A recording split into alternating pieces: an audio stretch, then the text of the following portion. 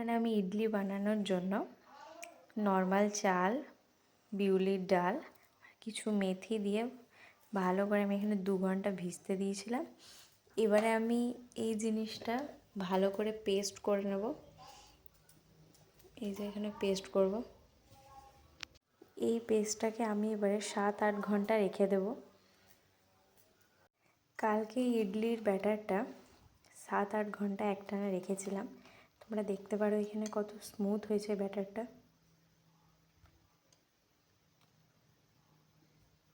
এখানে আমি একটা প্লেটের মাধ্যমে একটু তেল দিয়ে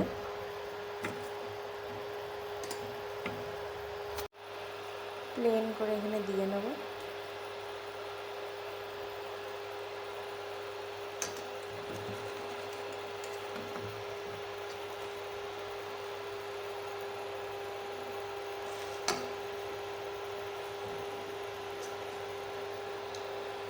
এবার একটা আমি দিয়ে দেবো স্টিম হতে।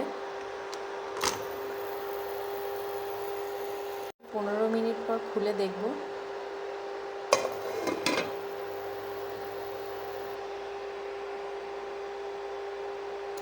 তোমরা এখানে দেখতে পারো যে ইডলিটা কত সফট হয়েছে। এই প্রসেসে করলে ইডলিটা একটু সফট হবেই।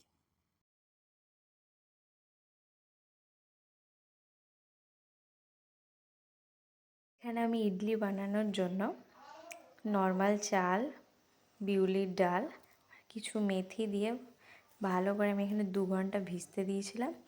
এবারে আমি এই জিনিসটা ভালো করে পেস্ট করে নেব। এই যে এখানে পেস্ট করব।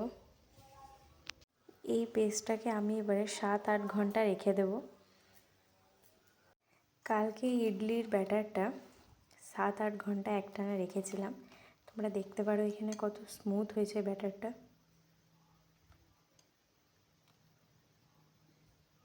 এখানে আমি একটা প্লেটের মাধ্যমে একটু তেল দিয়ে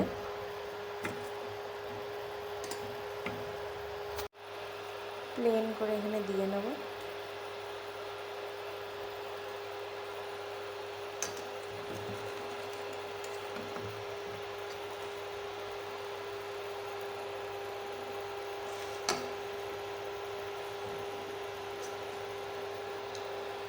এবার একটা আমি দিয়ে দেবো স্টিম হতে।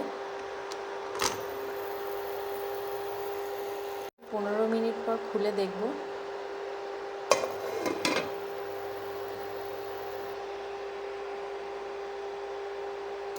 তোমরা এখানে দেখতে পারো যে ইডলিটা কত সফট হয়েছে। এই প্রসেসে করলে ইডলিটা একটু সফট হবেই।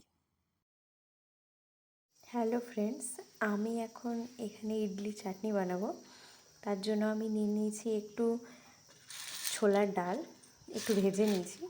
আর এখানে নিয়ে নিয়েছি একটু বাদাম, ওটাকেও হালকা করে একটু ভেজে নিয়েছি।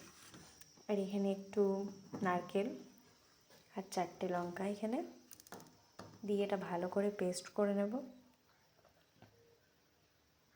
এটা এবার ভালো করে পেস্ট করে নেব। সাদা তেল দিয়ে দিলাম।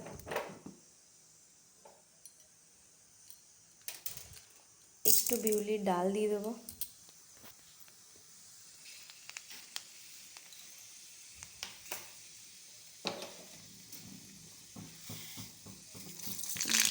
সরষা,